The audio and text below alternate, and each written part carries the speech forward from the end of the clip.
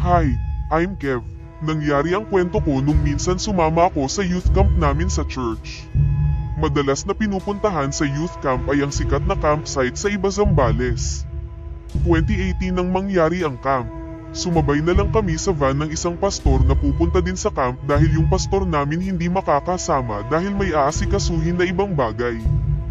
Eto na nga bumiyahe na nga kami at ang saya sa biyahe, kwentuhan at tawanan ang nangyari. 5 lang kami na sumama sa church namin dahil yung ibang ka-church namin walang budget. Nung dumating na kami sa campsite, ang ganda ng lugar, ang tahimik at makakapag-focus ka talaga sa preaching ng mga pastor. Nung unang gabi namin sa campsite, okay naman, ang tahimik, nakatulog kami ng maayos. Tapos gumising kami ng maaga kasi 5 AM umpisa ng service ng mga pastor. Ganun ulit ang nangyari, makinig sa preaching ng mga pastor kahit inaantok pa.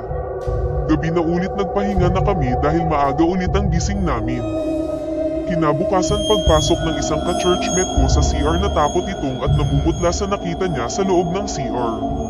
Nakakita daw siya sa banyo ng nakakakilabot. Pagpasok niya, nakita niya na may tayo, walang tao.